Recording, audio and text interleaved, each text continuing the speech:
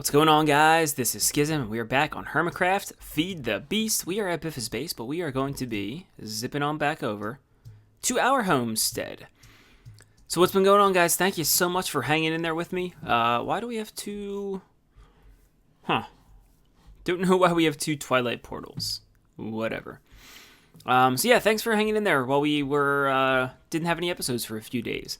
In case you don't know why we didn't have any episodes for a few days, it's because my wife gave birth to our baby. So what we're going to be doing today is I just want to get back into the swing of things a little bit, start recording, show you guys the couple changes that I've made here, and we're going to actually do this once and for all. So what we've done here is I have an issue every now and then with the automatic wireless farm, where if once these golems, go out and put stuff in these chests, if they happen to put anything that is not one of the harvestable like farm items in the chests, we're good so far. But like, let's say I dropped a shovel, and he goes and gets the shovel and puts it in there. When I turn on the automatic sorting system for everything, it's clogged up. It's not clogged up. What? Dude. Okay. It's not screwed up right now. But every once in a while, okay, that's really interesting. What I thought was going to happen was because there wasn't a valid destination for those, yeah, see, okay, now the shovel's gone. Right, so this is the problem.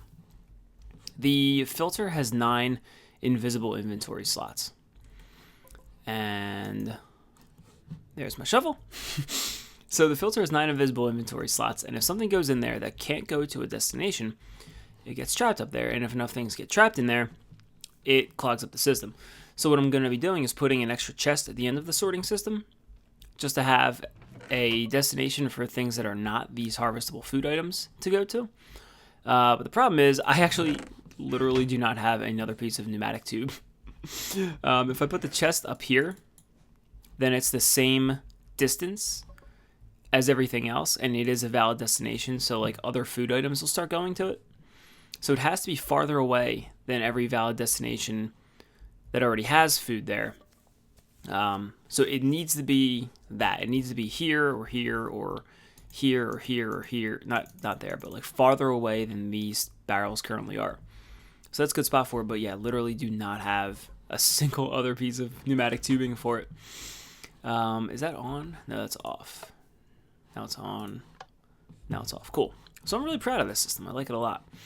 But what we're going to do for right now is we're going to go back here. I'm going to tell you guys what's going on, what our plans are, and we are going to sort this stuff once and for all. Good Lord. See, there's a way to get all this cobble into your inventory. Oh! Hang on. It's some combination of these buttons. I'm holding like 8 buttons on my keyboard.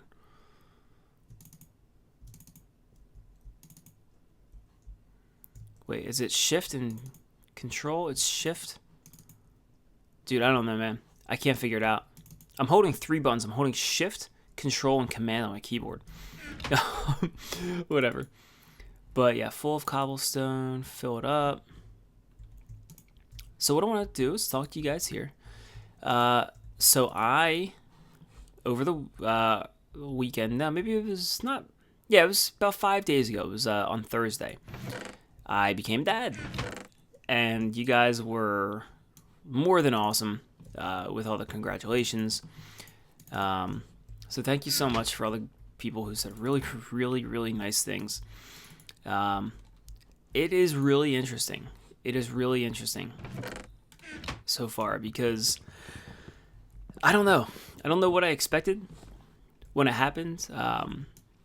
People always talk about what a massive life-changing thing it is, and of course I I feel, here's what I want to say. I don't feel any different, you know? Like, I don't feel, what the hell? I don't feel like this difference in my life. It's really hard to say.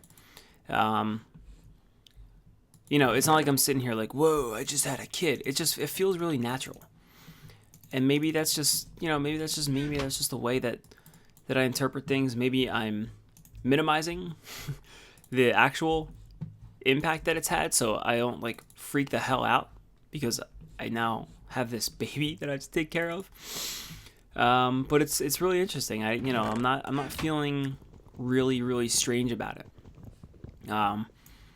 It helps that like he's awesome and he's super cute, and like he really only cries if he's got something going on. Like, he's not a baby. He's not just a crier.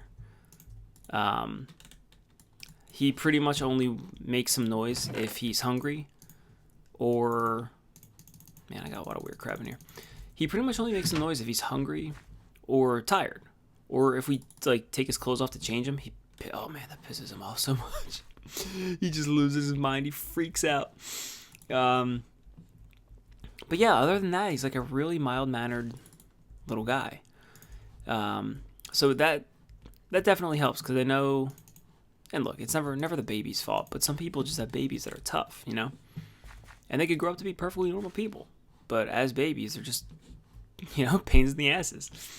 They require lots of, you know, like constant, like, yeah, like you have to be holding the baby the entire time. Or, I don't know, you have to, like, you know, you can't make any noise around the baby.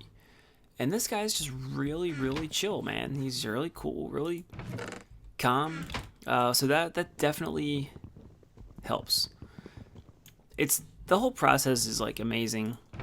Like, I was in the delivery room, and I didn't think going into it that I would have a problem with that, and it turned out that I was right. As crazy as it all is, for whatever reason, I was totally cool with you know, being in the room, and not like, you know, not sticking my nose in the business, but like I saw things. I saw the baby get born. What was really interesting was my mother-in-law is the type of person who will just get like, she will get queasy at a paper cut, man. She'll like almost faint at a paper cut. But dude, she was in there. She was like ready to go. Like, she actually asked if she could stay. And my wife didn't care. She originally only wanted me in there, but she was okay with her mom being in there as long as her mom didn't like lose her fucking mind. But we were fortunate because, like, for, you know, one reason or another, maybe it was just the fact that she was able to see, you know, her first grandson or her first grandchild get born. But like, she was really cool with it all. So the whole process is amazing, man. I know I've said that already, but like, it is scary. You know, it's definitely scary. But unless we weren't scared at all during our process, because fortunately, you know, we're very lucky. Everything was pretty smooth. You know, my wife was healthy and stayed healthy and okay throughout, and the baby, there weren't any complications.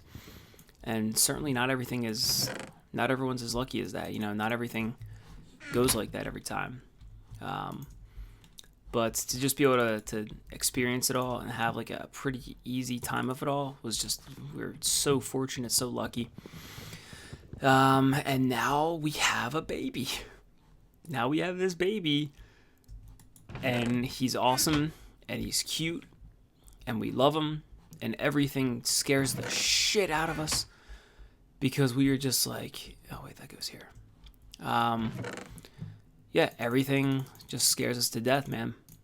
The first night we were like, you know, we had him, the bassinet's the little thing that goes next to the, oh god, where am I going to put these oars? I'm actually going to keep like a couple chests temporarily. I think this chest has the oars in it, yeah. I think I got a spot for these guys. Chunk loader, get those out. Get that out. Chunk loader probably shouldn't be in there. Yeah, we'll take it. We'll hang on to that. What the heck was I saying? Oh Lord. Oh Lordy Lord. I just totally lost my damn train of thought. Where was I going? What was I saying? What was I doing? I don't know. I forget where I was going with that, but it's pretty scary.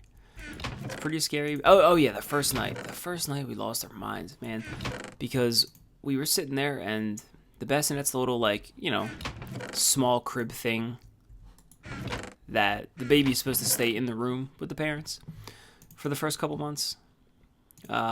Maybe weeks, I don't know how long, but you're not supposed to put them like in their own room in the crib right away. So he's staying with us, and like, you know, my wife puts him down, looks away, looks back, and that fast he didn't really do anything, but like instead of being like straight, like he was just kind of like squirmed a little bit to the left, and she was positive that he would keep squirming that way and put his face into the side of the thing and suffocate himself. So we pretty quickly changed this item is different. No, it's not. Quartz crystal. Oh, is every quartz crystal different? Yeah, it's weird. Huh. I don't get that at all. Whatever. What's the identifier on that? 2, 2, 4, 4. Yeah, they went in there. Weird. So yeah, there's a lot of scares being a new parent. I think there's a lot of scares no matter when you're a parent. But yeah, we've had our fair share so far, and most of them are just like totally, you know, like us, just worrying about things we probably don't need to worry about. But it's hard to say don't worry about these things. You know, it's hard to just like look at it and say, okay, no, we're cool. We're not gonna freak out, because in your head the result is, oh God, this will kill him. You know, you're positive that everything you do is just gonna kill the baby. So it's definitely scary. It's definitely been an interesting experience. I wouldn't trade it for anything, for sure. It definitely eats up time. But it's the kind of thing where like it's time that you will gladly spend. I'm not really the kind of person that can just sit around. I kind of gotta be doing things, gotta be moving. But I am totally content to just kind of sit with him and like, you know, sit on the couch, watch TV. And I'm not really that tells me a lot right off the bat, because the fact that I can do that means that, you know, there's something special there. So it's really interesting. I recommend everyone go have a baby. The best thing you ever do. Doesn't matter how old you are, what your financial situation is. Just kidding. Of course it does. Good Lord. Don't go having babies. I actually recorded I'll put these back later. I recorded a how to build a crib video when I was putting the baby's crib together a couple months ago. But I'm probably never going to do anything with it, with the footage. It's just sitting there, and it's pretty, like, I don't know, it's pretty funny. Intended to be funny, not intended to be, like, actually informational. But I don't think I'm gonna use it at all. But, yeah, what I'm going to be doing for the next few days here. The cool thing is that this isn't really any secret. I live in New Jersey, and there are, let's see, special, I think New Jersey is only one of 2 states that does this, but I can actually take 6 weeks of paid time away.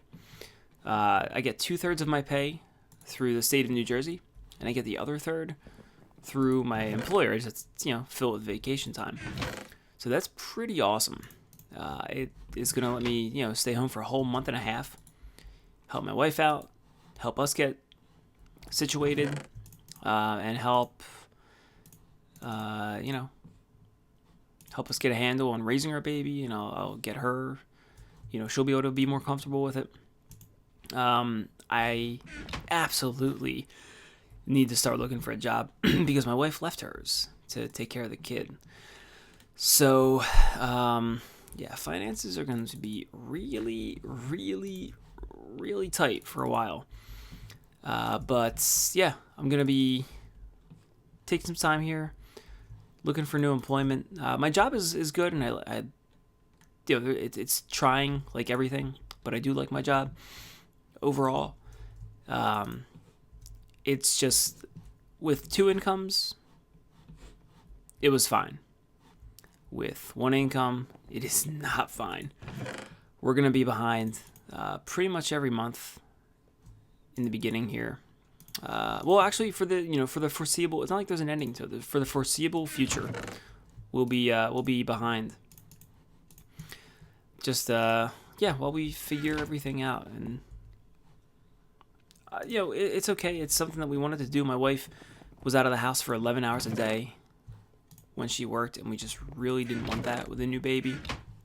So fortunately, we've got a little bit of money saved up, so we can do this and not have it be a massive burden right away. But it's gonna be a burden.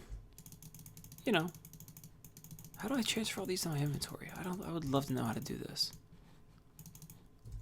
Not gonna be a massive burden right away, but it's gonna be a burden soon. Something else I might start doing with my time off here is stream. So I think I might start doing some streaming, and for those of you who don't know, of course, it's never an obligation, or never, don't do it unless you want to. But there is a donation link in the info for all my videos now. So if it's something you want to do, there's a way to do it. But don't feel bad if you can or don't want to. It's nothing wrong with that. We'll just we're gonna be figuring some stuff out here. So my main goal on Feed the Beast here was just to get most of this stuff organized, and we're gonna sort through it later, make sure everything's in its right spots. But I want to get rid of these chests because they're just terrible, man. They're the worst. They really are. Chests have been here for a long time, and I keep saying that I'm going to organize them, and I just never do because it's easy not to, and there's tons of things. So I'm going to try to get them relatively well organized. We're going to do gems and minerals and normal vanilla items and magic stuff together. But we're going to need lots and lots and lots more wood as well. So we're running low on that, so I'm going to be gathering.